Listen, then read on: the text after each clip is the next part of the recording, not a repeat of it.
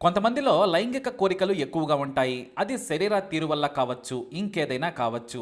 అలాగే పని పాట లేకుండా నిత్యం శృంగారంలో ఆనందించాలనే వ్యసనం కూడా ఓ కోరిక కావచ్చు. అయితే ఈ కోరికలే గుర్రాలైతే అనే వాటికి మాత్రం కళ్ళెం వేయాలి. లేదంటే విపరీత పరిస్థితులకు దారితీస్తుంది. ఇలానే ఓ యువతి చేసిన శృంగార యుద్ధం భయంకరమైన పరిస్థితులకు దారితీసింది. ఆమెకు నిత్యం శృంగారం కావాలి. మగాడి స్పర్శ లేకుండా క్షణం కూడా బ్రతకలేదు. అందం ఉంది, వయస్సుంది. అందుకే చిన్న వయసులోనే పెళ్లి చేసుకుంది. ఆమె పేరు సెల్వి. ఉండేది తమిళనాడులోని తేని జిల్లా అంటిపట్టిలోని పప్పుమాళ్ వీధి. వీధితో సహా ఎందుకు చెబుతున్నానంటే ఈ వీధి ఈమె వల్ల ఫేమస్ కూడా అయిపోయింది. ఇక సెల్వికి 19 ఏళ్ల వయసులోనే సురేష్ అనే యువకుడితో పెళ్ళైంది. కొన్నాళ్ల పాటు బాగానే ఉన్నారు. వారికి కొడుకు కూతురు పుట్టారు. 6 ఏళ్లు కాపురం సాఫీగానే సాగింది. కానీ ఆమెకు శృంగార పిచ్చి ఎక్కువ. కాస్త విరామం దొరికితే చాలు భర్త తన పక్కనే ఉండాలనుకుంటుంది. సరసాలతో శృంగార సంతోషంలో ప్రయాణించాలనేది సెల్వి తపన. జీవితం వేరు, కోరికలు వేరు. దుండిగల్లోని ఒక ప్రముఖ క్యాటరింగ్ సంస్థలో సురేష్ పనిచేస్తూ ఉంటాడు. అతనే అక్కడ ఫుడ్ టేస్ట్ డిపార్ట్మెంట్కి హెడ్. మంచి రుచితో వంటలు చేయించడంలో సురేష్ దిట్ట. చూస్తుండగానే బాగా సంపాదన మొదలుపెట్టాడు. మరోవైపు సెల్వికి నర్సు ఉద్యోగం వచ్చింది. అంటిపట్టి ప్రభుత్వ ఆసుపత్రిలో జాయిన్ అయింది. పిల్లలు పుట్టి మంచి భర్త ఉన్నా కూడా ఇక ఆ ఆసుపత్రిలో చేరగానే మొదటిసారి ఆమె అందాన్ని చూసి ఓ డాక్టర్ సెల్వి మీద కన్నేశాడు. ఇక సెల్వికి కూడా కావాల్సింది అదే. ఆమె తన చూపులను విసిరి డాక్టర్ను పిచ్చివాడిని చేసింది. ఇటు సురేష్ ఏదైనా క్యాటరింగ్ ఆర్డర్ వచ్చిందంటే మరుసటి రోజు ఉదయం కానీ ఇంటికి వచ్చేవాడు కాదు. బాగా అలసిపోయేవాడు కూడా. సీజన్ టైంలో సురేష్ ఎప్పుడు వచ్చేవాడో, ఎప్పుడు ఇంటి నుంచి వెళ్లేవాడో కూడా భార్య పిల్లలకు తెలిసేది కాదు. దీంతో కొన్నాళ్ల పాటు శృంగార కోరికలను అణుచుకున్న ఆ తర్వాత బరి తెగించేసింది. డాక్టర్తో మొదటిసారి అక్రమ బంధం పెట్టుకుంది సెల్వి. భార్యా పిల్లలను వేరే చోట ఉంచిన ఆ సదరు డాక్టర్ ఓ ఇంటిని అద్దెకు తీసుకుని ఒంటరిగా ఉండేవాడు. ఇక పిల్లలను తల్లి దగ్గర వదిలేసి సెల్వి డాక్టర్తో ప్రతిరోజు ఎంజాయ్ చేసేది. ఇక భర్త ఇంటికి రాగానే అతనితో కూడా చెలరేగిపోయేది. అతను డ్యూటీలో ఉన్నాడని తెలియగానే నైట్ డ్యూటీ పేరుతో ఇటు డాక్టర్ దగ్గరికి వెళ్ళిపోయేది. అలా శృంగార పోరాటం మొదలుపెట్టింది. అంతేకాదు సదరు డాక్టర్ తన భార్యను తీసుకొచ్చుకున్న తర్వాత సెల్విని వదిలేశాడు. అలా అని అతని వెంటే పడలేదు. ఏకంగా సూపరింటెండెంట్నే లైన్లో పెట్టింది. ఆ తర్వాత అతను కూడా బిజీగా ఉండడంతో తన ఇంటి పక్కనే ఉన్న 21 ఏళ్ల డిగ్రీ కుర్రాడిని కూడా వదిలిపెట్టలేదు సెల్వి. ఇంట్లో ఎవరూ లేకుంటే డిగ్రీ కుర్రాడికి మెసేజ్ పెట్టి మరీ పిలిపించుకుని ఎంజాయ్ చేసేది. ఆ కుర్రాడైతే సెల్వి మైకంలో పడి శృంగారానికి బానిసైపోయాడు. ఆమె పడక గదిలో అతనికి చూపించే సుఖానికి అడిక్ట్ అయిపోయాడు. దాదాపు 3 ఏళ్లు చదువు, భవిష్యత్తు వదిలేసి సెల్వితోనే గడిపేవాడు. దీంతో అతని తల్లిదండ్రులకు విషయం తెలియడంతో ఏకంగా అంటిపట్టిని వదిలేసి కొడుకు జీవితం బాగు చేయాలని వెళ్ళిపోయారు. ఎందుకంటే తన కింద బానిసలా చేసేసుకుంది. సెల్వి ఇంట్లో పనులు చేయడం నుంచి చివరకు బట్టలు కూడా ఉతికి ఆమెతో ఎంజాయ్ చేసేవాడు. ఆ వీక్నెస్ను ఆసరాగా చేసుకొని కుర్రాడి లైఫ్తో ఆడేసుకుంది. ఇక తమ బంధువుల ఫంక్షన్కు వెళ్ళి మరొకరిని కూడా లైన్లో పెట్టింది. అంతేకాదు సీఎం లాంగ్ టూర్ ఉండడంతో ప్రభుత్వ ఆసుపత్రి నుంచి కొంతమంది సిబ్బందిని అంటిపట్టి ప్రభుత్వ గెస్ట్ హౌస్లో క్యాంప్ ఏర్పాటు చేశారు. ఆ క్యాంపుకు సెల్వి హెడ్. ఆ సమయంలోనే ఏకంగా ఓ పోలీస్ అధికారితో కూడా శృంగారం నెరిపింది. ఎక్కడ గ్యాప్ దొరికినా సరే సెల్వి ఏమాత్రం తగ్గేదే కాదు. దీంతో ఈ విషయం కాస్త ప్రభుత్వ ఆసుపత్రిలోని కొంతమంది సిబ్బందికి తెలిసింది. అంతే సెల్వి విశృంఖల శృంగారం గురించి సెల్వి భర్త సురేష్కు తెలియజేశారు. ఆమె మగాళ్లను ఇట్టే పడేస్తుంది. డాక్టర్లు, చదువుకునే కుర్రాళ్ళు, పోలీసులను కూడా వదిలిపెట్టడం లేదు. కాస్త జాగ్రత్తగా ఉండాలని చెప్పారట. ఎందుకంటే తన తోటి నర్సు భర్త కూడా అదే ఆసుపత్రిలో పనిచేస్తుండగా ఒకే రోజు రాత్రి అతనితో గదిలో నుంచి వస్తూ ఉండగా చూసిందట సదరు నర్స్. దీంతో సెల్వి భర్తకు ఆ విషయం ఆమె లీక్ చేసిందట. ఈ విషయంపై సురేష్కు సెల్వికి గొడవలు కూడా జరిగాయి. ఇలా అక్రమ బంధాల గురించి గొడవలు జరుగుతున్నా సరే ఇద్దరూ 15 ఏళ్ల పాటు కాపురం చేశారు. కానీ వయసు పెరిగే కొద్దీ సెల్వి ఇంకా రెచ్చిపోయింది తప్ప ఎక్కడా తగ్గలేదు. తన బుద్ధి కూడా మార్చుకోలేదు. ఇక చేసేది లేక పిల్లలకు అసలు విషయం చెప్పేసి ఆమెను వదిలేసి వెళ్ళిపోయాడు సురేష్. సెల్వి తన పిల్లలను తల్లిదండ్రుల దగ్గర వదిలేసి అంటిపట్టిలోనే తన లవర్స్ దగ్గర డబ్బు లాగి మంచి ఇల్లు కొనుక్కుంది. అంతేకాదు మొదటి అంతస్తులో తన బెడ్రూమ్ను మాత్రం ప్రత్యేకంగా తయారు చేయించుకుంది. సెల్వి ప్రియుడైన ఓ డాక్టర్ ఆమె కోరిక మేరకు ఖరీదైన ఫోమ్ బెడ్ను కానుకగా ఇచ్చాడు. ఇద్దరూ ఆ బెడ్పై ఎంజాయ్ చేసేవారు. గదిని కూడా చాలా శుభ్రంగా రాజుల పడక గది కంటే అద్భుతంగా చేసుకుంది సెల్వి. ఆ గదిలో డాక్టర్ మాత్రమే కాదు, తనను తప్పుడు చూపు చూసిన ప్రతి ఒక్కరిని బుట్టలో పడేసింది. ఎవరైతే సెల్విని చూసి రొమాంటిక్గా మాట్లాడుతారో వారిని డైరెక్ట్గా పడక గదిలోకి లాక్కెళ్ళిపోయేది సెల్వి. ఆమెకు ప్రతి రాత్రి శోభనం రాత్రిలానే ఉండాలి. అదే ఆమె దగ్గరకు వచ్చిన వారికి కొత్త సంతోషాన్ని, సరికొత్త స్వర్గాన్ని చూపిస్తోంది. అందుకే సెల్వి స్పర్శ తాకిన మగాడు ఆమెకు అంత తొందరగా దూరం కాడు. సెల్వితో ఎంజాయ్ చేయాలంటే ఆమె ఇంటికి వెళ్తే చాలు, హాయిగా మందు బిర్యానీ తింటూ ఎంజాయ్ చేయొచ్చు అనుకుంటారు. అలా భర్తతో విడిపోయిన కొన్నాళ్లకే దాదాపు 150 మందితో అక్రమ బంధం పెట్టుకుంది సెల్వి. ఆమె ఇంట్లో ఎప్పుడూ కనీసం 100 నుంచి 500 కండోమ్లు సిద్ధంగా ఉంటాయి. వేర్వేరు ఖరీదైన ఫ్లేవర్స్ తెప్పించి పెడుతుంది. మరీ ముఖ్యంగా కొంతమంది స్పెషల్ లవర్స్ వాటిని ముందే తెచ్చి అక్కడ పోస్తారు.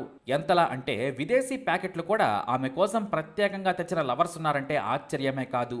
అయితే ఇంత బరి తెగించినా కూడా ఎవరితోనైనా సరే ప్రొటెక్షన్ లేకుండా మాత్రం శృంగారంలో పాల్గొనదు సెల్వి. నర్సుగా తనకొచ్చే జీతం తక్కువ, కానీ లైఫ్ మాత్రం డాక్టర్ల కంటే రిచ్గా ఉంటుంది. అయితే వయసు మీద పడిన తర్వాత రూట్ మార్చింది సెల్వి. 100 మందితో శృంగారాన్ని కొన్ని వేల సార్లు ఎంజాయ్ చేసింది. దాదాపు 150 మంది రెగ్యులర్గా ఆమెకు టచ్లో ఉండేవారు. ముందే ఆ రోజు ఎవరో ఫోన్ చేస్తే వారికి అపాయింట్మెంట్ ఇచ్చేది. తన డ్యూటీ పూర్తి చేసుకొని వచ్చిందంటే చాలు, ఇంటి పనిని పని మనిషితో చేయించుకొని ఉదయాన్నే పంపించేస్తుంది. సాయంత్రం ఆమె ఇంటికి లవర్ ఖచ్చితంగా దిగుతాడంతే. ఒంటరిగా పడుకోవడం అనేది సెల్వి డిక్షనరీలోనే లేదు. అయితే పిల్లలు పెద్దయ్యారు. కూతురు కూడా పెళ్లి చేసుకుని భర్త దగ్గరకు వెళ్ళిపోయింది.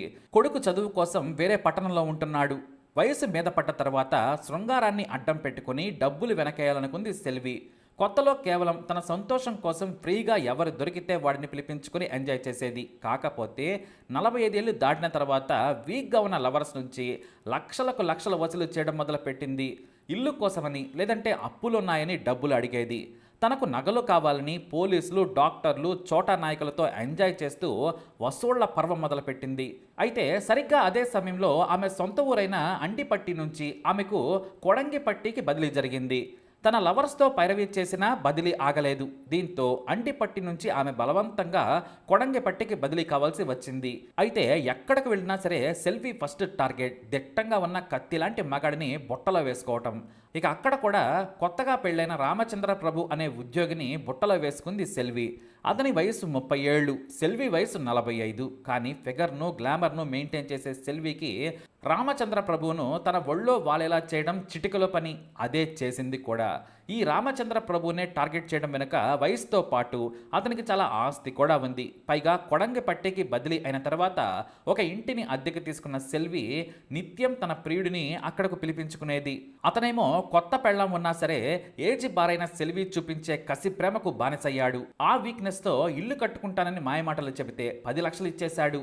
ఆ తర్వాత వేలకు వేలు సమర్పించాడు కూడా. అతని అకౌంట్లో నుంచి డబ్బులు మొత్తం ఖాళీ అయ్యాయి. చివరకు భార్య నగలను కూడా తాకట్టు పెట్టాడు. దీంతో కొత్త పెళ్ళాం తన భర్తపై నిఘా పెట్టడంతో ఈ విషయం గుట్టు రట్టయింది. రామచంద్ర ప్రభు బంధువులు కొడంగిపట్టి ఆసుపత్రి సూపరింటెండెంట్కి విషయం చెప్పి గొడవ చేశారు. తన భర్త దగ్గరున్న డబ్బులను ఇప్పించాలని కోరడంతో ఆమె తనకు డబ్బులు ఇవ్వలేనని తెగించి చెప్పింది. ప్రతిరోజు ఒంటరిగా ఉంటున్న నా ఇంటికి వచ్చి అసభ్యంగా ప్రవర్తించాడు. నాకు మాయమాటలు చెప్పి లొంగ తీసుకున్నాడని కబుర్లు చెప్పింది. నా దగ్గరే డబ్బులు తీసుకున్నాడని కహానీలు చెప్పింది. కానీ అతని అకౌంట్ నుంచి డబ్బులు నేరుగా సెల్వి అకౌంట్కి ట్రాన్స్ఫర్ అయ్యాయి. వాటిని ఆధారంగా చూపించడంతో సెల్వి నోరు మూతపడింది.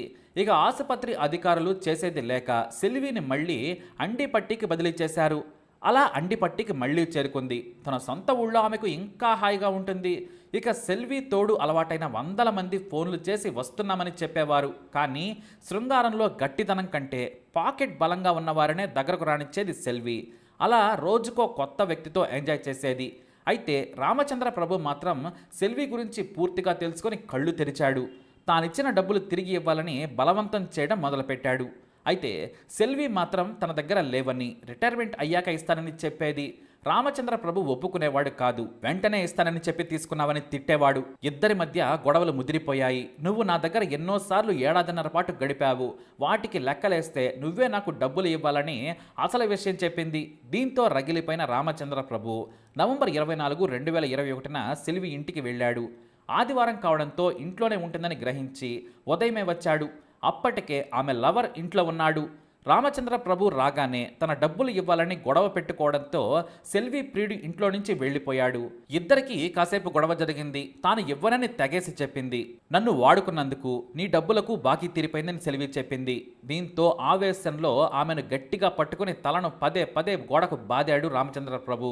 తలను గట్టిగా బాదడంతో తల పగిలి సెల్వి చనిపోయింది.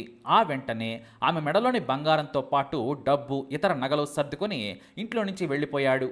అయితే ఆ రోజు మధ్యాహ్న సమయంలో సెల్వి మరో ప్రియుడు దారిలో వెళ్తూ ఉండగా ఓసారి చూసి వెళ్దామని ఇంట్లోకి వచ్చాడు. సరాసరి ఆమె బెడ్రూమ్లో రక్తపు మడుగులో పడి ఉండడం చూసి భయంతో పారిపోయి బయటకు వచ్చాడు. వెంటనే పోలీసులకు సమాచారం ఇవ్వడంతో సీన్లోకి వచ్చారు అధికారులు. ఇల్లంతా వెతకగా పోలీసులకు మత్తిపోయే వస్తువులు దొరికాయి. ఇక అప్పటికే సెల్వి చనిపోయింది. ఇంట్లో ఆమె బెడ్ స్పెషాలిటీని చూసి ముక్కున వేలేసుకున్నారు. దాదాపు 500 డిఫరెంట్ ఫ్లేవర్ కండోమ్స్ చూసి షాక్ తిన్నారు. ఒక సాధారణ యువతికి వీటితో పనేంటి, పైగా ప్రభుత్వ ఉద్యోగిని. దీంతో ఆమెను ఎవరు చంపారు అనే దానిపై విచారణ జరిపినా వాటికి ఆధారాలు దొరకలేదు. భర్త సురేష్ను అదుపులోకి తీసుకొని అనుమానించారు అధికారులు. కానీ అతను హత్యకు ముందు రోజు నుంచి ఒక ఫంక్షన్లో ఉన్నాడని తేలింది. అయితే అతను పోలీసులకు కీలక సమాచారం ఇచ్చాడు.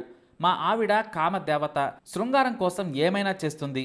ఆమెకు అదో పిచ్చి. సాధారణ మగాళ్ళు ఆమెను తృప్తిపరచలేదు. పని పాట లేని గ్లాడియేటర్స్ మాత్రమే సాటిస్ఫై చేయగలరేమో అన్నాడు. ఆ యాంగిల్లో విచారించండి, సులభంగా మీకు ఆధారాలు దొరుకుతాయని ఓ కన్ను కొట్టాడు భర్త. ఇక సెల్వి ఫోన్ డేటాను, మెసేజ్లను చూడగా ఏకంగా శృంగార సాహిత్యం బయటపడింది. రెగ్యులర్గా 150 మందితో ఆమె టచ్లో ఉంది. వారందరినీ పిలిచి విచారించగా నిజంగానే సెల్వితో గడిపాము, కానీ హత్య చేయలేదని చెప్పారు.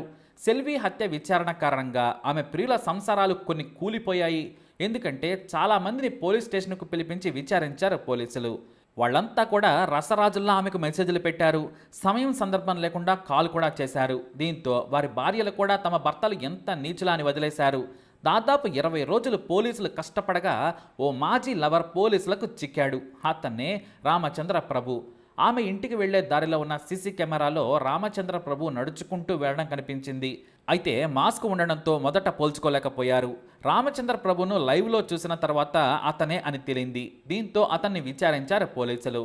అయితే ఆమెకు నాకు సంబంధం ఉన్నమాట నిజమే, కానీ హత్య చేసేంత దుర్మార్గుడిని కాదన్నాడు. కానీ రామచంద్ర ప్రభు భార్య మాత్రం అసలు విషయం చెప్పింది. వారి అక్రమ బంధంతో పాటు వారిద్దరి మధ్య ఉన్న వివాదాన్ని కూడా పోలీసులకు పోసగుచ్చినట్లు చెప్పింది. ఇక పోలీసులు అతని అకౌంట్ను పరిశీలించగా రామచంద్ర ప్రభుకు మరో 5-6 మహిళలతో సంబంధం ఉన్నట్లుగా కూడా గుర్తించారు. వెంటనే తమదైన శైలిలో విచారించడంతో తన దగ్గర లక్షల సొమ్ము తీసుకుని ఎగ్గొట్టింది. గొడవ సమయంలో ఆవేశం ఆపుకోలేక చంపానని చెప్పాడు. అంతేకాదు ఆమెలోని శృంగార యాంగిల్స్ని కూడా చెప్పాడు. ఇక ఈ రామచంద్ర ప్రభు పేరుకు, చేసే పనులకు ఎలాంటి సంబంధం లేదని పోలీసులు ఫైర్ అయ్యారు. అలాగే సెల్వి మితిమీరిన శృంగార పిచ్చే హత్యకు దారితీసిందని కూడా తేల్చారు. ఈ ఘటన తమిళనాడులో సంచలనం సృష్టించింది. శృంగారం కోసం మరి ఇంతలా బరి తెగిస్తారా అని అంతా ముక్కున వేలేసుకున్నారు కూడా. మరి సెల్వి చేసిన యుద్ధంపై మీ అభిప్రాయాన్ని కమెంట్ ద్వారా తెలియజేయండి. అలాగే ఇలాంటి ఇన్ఫర్మేషన్స్ కోసం వీడియోని లైక్ చేయండి, షేర్ చేయండి, మా ఛానల్ని సబ్స్క్రైబ్ చేసుకోండి.